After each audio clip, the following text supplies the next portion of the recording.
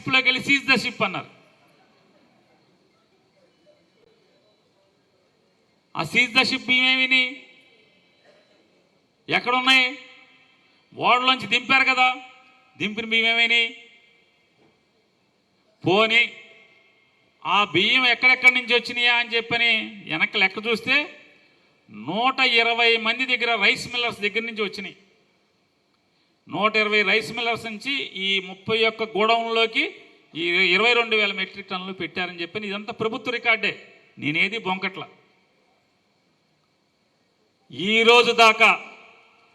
రోజు దాకా seize the godown కానీ సీజ్ ద షిప్ కానీ అయిన తర్వాత కూడా ఒక్కడి మీద కూడా క్రిమినల్ కేసు లేదు.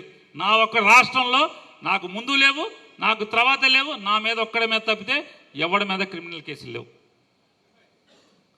వాస్తవంగా బయటోడు ఎవరిని నమ్మని నమ్మండి, నా దగ్గర పనిచేసే మేనేజరు పోలీసులు అరెస్ట్ చేసి తీసుకొచ్చి అతనికి 5 బ్యాంక్ అకౌంట్లు ఉన్నాయి, 5 బ్యాంక్ అకౌంట్లో లక్షల టర్న్ ఓవర్ ఉంది అని పోలీస్ స్టేషన్ నుంచి మనతో ఉండేటువంటి, అంటే ఆ ఉద్యోగంలోకి రాకముందు నుంచి మనతో ఉండేటువంటి ఒక మనిషి ఫోన్ చేసి, నాకు కూడా కాదు బాబ్జీకి ఫోన్, బాబ్జీకో సుబ్బన్నకో చేశారు, నాకేమంటే ఫోన్ నాకు ఇచ్చారు. మాట్లాడా, అన్నయ్య నేను ముంచేశాడు మీ మేనేజరు అని. ఏంటంటే బ్యాంకులో ఇంత ట్రాన్సాక్షన్స్ ఉన్నాయి, నీ బ్యాంక్ అకౌంట్ పుస్తకాలని తెచ్చారు పోలీసులు వెళ్ళి, మా సిఏలు తెస్తే నీదేమో సంవత్సరానికి 10 పేజీలు 15 పేజీలు ఉన్నాయి, ఆడి 100 పేజీలు ఉన్నాయి, నేను ముంచేశాడని ఫస్ట్ అతను చెప్పే వరకు నాకు కూడా తెలియదు. వెంటనే ఆయన ఇంట్లో మనిషికి, వెంటనే నేను పిలిచి ఫస్ట్ చెప్పింది ఆయన ఇంట్లో మనిషికి, ఇదిగో మనోడు ముంచేశాడేమన్నాను. అదేంటనే అంత మాట అంటావని, నాకు ఇప్పుడు దాకా నాకు తెలియదు కదా, ఇదే అని, ఇది జరిగింది యథార్థం, మీకు ఇందులో ఎవడు కావాలంటే వాళ్ళందరూ సాక్ష్యాలు ఉన్నారు. అంటే ఇవన్నీ మాకు చెప్తున్నామంటే మూడు పెళ్ళానికి చెప్పుకోకర్లా, పిల్లలకి చెప్పుకోకర్లా, కానీ సమాజానికి చెప్పాలి కాబట్టి చెప్తున్నాను ఇదంతా కూడా. అది ఆ రోజు సంగతి జరిగింది. మన అదృష్టవశాత్తు నా శ్రీమతి కోసం విపరీతంగా ట్రై చేశారు. నా జీవితంలో అయితే అంటే ఏ పగోడికి కూడా రాకూడదు, భార్యను తీసుకుని దాక్కుంటూ రోజుకు లేదా 2 రోజులకు ఒక ఇంట్లోనో ఒక చోట్లోనో ఉంటూ 15 రోజులు తిరగటం అనేది నిజంగా ఆ రోజే నేను మానసికంగా చచ్చిపోవాలి, రాజకీయంలోంచి మానేయాలి. ఎవరికి రాకూడనటువంటి దుస్థితి అది. చివరికి అదృష్టవశాత్తు యాంటిసిపేటరీ బెయిల్ వచ్చింది. బెయిల్ వచ్చాక కూడా వదల్లా.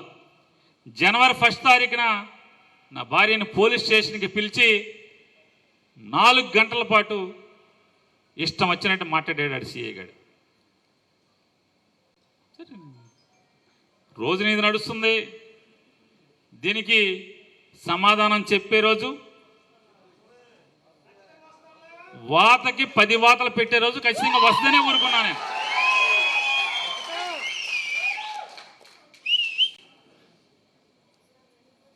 సరే అది అయిపోయింది. అప్పుడు మన ప్లేడర్ అయినటువంటి, అంటే మనకి టీంలో పెద్దోడుగా ఉన్నటువంటి వరదా గారు కానీ, ఆయనతో పనిచేసినటువంటి చాలామంది ఇక్కడ కూడా వాళ్ళ మీటింగ్ కూడా వచ్చారు కొంతమంది, మన లీగల్ టీంలో చాలామంది.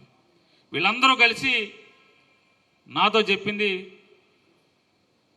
దయచేసి మేడం గారికి బెయిల్ వచ్చే వరకు నువ్వు నోరు తెరవబాకు, ఇప్పబాకు, మాట్లాడబాకు అని నన్ను అందరూ బతిమాలారు. నువ్వు ఎట్టపోయినా పర్లా, ఇంటావిడ కదా, వద్దని చెప్తే నేను మాట్లాడాల. వెంటనే టీడీపీ వాళ్ళు, వీడు కనపడతలేదు, కుటుంబం అదృశ్యం, వీడు మాట్లాడతలేదు మొదలెట్టారు. నాకు బెయిల్ రావటానికి మరొక 2 నెలలు పట్టింది. ఆ 2 నెలలు కూడా హైకోర్టు ప్లేడర్లు కానీ వీళ్ళు కానీ నువ్వు మాట్లాడబాకు, నీకు దండం పెడతాను బాబు, నువ్వు మాట్లాడబాకు అనే చెప్పారు. ఇందులో కుటుంబాలు ఉన్నాయి, నువ్వు ఒక్కడివైతే పర్లేదు, ఇట్లా ఆడవాళ్ళు కూడా ఇరికిచ్చారు కాబట్టి ఏంటంటే ఇంటి యజమాని గోడౌన్ యజమాని ఆవిడ పేరు. ఎందుకు ఇంటి ఆవిడ పేరు మీద ఇప్పుడు నా జీవితంలో బుద్ధి వచ్చింది ఏంటంటే రాజకీయాలు తిరిగేవాళ్ళు పొరపాటును కూడా ఇంట్లో ఆడవాళ్ళ మీద ఆస్తులు పెట్టబాకండి, వ్యాపారాలు చేయబాకండి. రోజులు చూస్తున్నాం కదా, ఈ పరిస్థితులు ఉన్నాయి. అది అయిపోయాక హైకోర్టులో నాకు బెయిల్ వచ్చింది 2 నెలల తర్వాత. అంటే జడ్జి ఏం చెప్పారు, ఆయన నానిగాడిని అరెస్ట్ చేయబాకండి అన్నారు. అరెస్ట్ చేయకుండా 2 నెలల తర్వాత బెయిల్ వచ్చింది. బెయిల్ వచ్చిన కాడి నుంచి మళ్ళీ మన కథ మామూలు. ప్లేడర్లు అంతవరకే చెప్పారు కదా, మన పని మొదలెట్టాం. అక్కడి నుంచి వీడికి మదం దిగలేదు, మళ్ళీ మాట్లాడుతున్నాడు, వీడు రెచ్చిపోతున్నాడు. అసలు వీడికి ఆ రోజు టీడీపీ ఛానల్స్ అన్నింటిలో కూడా అసలు వీడి కంట్రోల్ అవ్వట్లేదు. ఒకడు హైదరాబాద్ వెళ్ళిపోయాడు, ఒకడు వెళ్ళిపోయాడు, ఒకడు గుండు పొట్టు వచ్చింది, ఆడి పొట్టు వచ్చింది, ఈడి పొట్టు వచ్చింది, వీడు మాత్రం వీడు దిగట్లేదని చెప్పని మాట్లాడుతున్నారు. అది అయిపోయింది కదా. ఇప్పుడు కొత్తగా ఏంటంటే మొన్న నకిలీ ఇళ్ల పట్టాల కథ కంచికేనా ఈనాడులో. నకిలీ ఇళ్ల పట్టాల కథ కంచికేనా. మచిలీపట్నంలో 10,000 పట్టాలు ముద్రించి వాటిలో 5,000 పనిచేసిన విచారణ ఏది? గన్నవరం ఘటనపై కేసు పెట్టినప్పుడు ఇక్కడ ఎందుకు మినహాయింపు? నాడు ధర్నా చేసిన కొల్లు రవీంద్ర కూడా ఆ విషయం మర్చిపోయారా? తహసీల్దార్ కార్యాలయంలోనే తయారీ, మచిలీపట్నంలో పేదలకు పేరుని వర్గం పంచిన నకిలీ పట్టా అని ఒకటి వేసాడు. ఈ పట్టాలు నకిలీనా ఏంటా అని మీకు చెప్తాను. ఒక చిన్నది, అసలు ఈ బందర్లో పట్టాలు ఏంటి ఎలా స్టార్ట్ అయింది చెప్తాను. 2019 ఎన్నికల్లో జగన్మోహన్ రెడ్డి గారు మచిలీపట్నం ఎన్నికల ప్రచారానికి ఏప్రిల్ 8వ తారీఖున 2019 ఏప్రిల్ 8వ తారీఖున మున్సిపల్ ఆఫీస్ దగ్గరికి మీటింగ్కి వచ్చినప్పుడు మీకు గుర్తుంటే చాలామందికి ఇక్కడ దాదాపుగా ఇందులో 80-90% మంది మీరో మీ తల్లిదండ్రులో ఎవరో ఒకళ్ళు ఆ రోజు వచ్చున్నారు. ఒక్కసారి అది నెమరు వేసుకోండి. దాన్ని కూడా అది ఉందా, అది లేదా, నాది ఉందా? నేను అడిగింది లేదు కదా. నేను ఆ రోజు ఏం చెప్పానంటే నేషనల్ కాలేజ్ దగ్గర నుంచి హెలికాప్టర్లో మున్సిపల్ ఆఫీస్ దగ్గర తీసుకొస్తా. నేను ఒక మాట చెప్పాను, ఏంటి ఇక్కడ సమస్య ఏంటన్నాడు. 1 పోర్టు, 2 ఇళ్ల పట్టాలు, సుమారుగా ఒక 10,000 పై చిలుకుంటారు. 10 ఏంటి, 10,000 15,000 ఎంత అన్నాడు. దాన్ని నేను ఎక్కడ లెక్కెడతానండి. ఓ 10,000 పైన ఉంటారు, వాళ్ళకి మాత్రం మనం 1 పోర్టు పని మొదలెడతాం, 2 ఇళ్ల స్థలాలు కొని ఇళ్ల పట్టాలు పంచి పెడతాం అని చెప్పని ఈ 2 మాత్రం మీరు చెప్పాలి ఖచ్చితంగా అని చెప్పి సరే అన్నాడు. పైకి ఎక్కాక నేను మాట్లాడేశాను, నేను కూడా ఇవ్వాలని చెప్పాను. అయ్యాక ఆ రోజు జగన్ గారు ఏం మాట్లాడాడు కూడా ఒకసారి ఆ వీడియోలో చూడండి, లేదా ఆడియో ఇటు వినిపించండి ఒకసారి.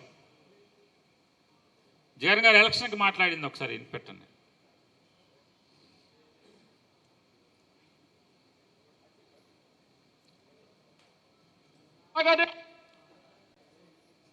రేపొద్దున దేవుడు ఆశీర్వదించి మనందరి ప్రభుత్వం అధికారంలోకి రాగానే జగన్ అనే నేను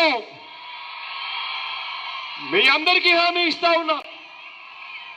ఇక్కడికి వచ్చేటప్పుడు నాని నాతో అన్నాడు, దాదాపుగా 10,000 పైసలకు మంది అప్లికేషన్లు పెట్టుకున్నారన్న ఇళ్ల స్థలాల కోసం, ఏ ఒక్కరికి ఇళ్ల స్థలాలు రాలేదని చెప్పాడు.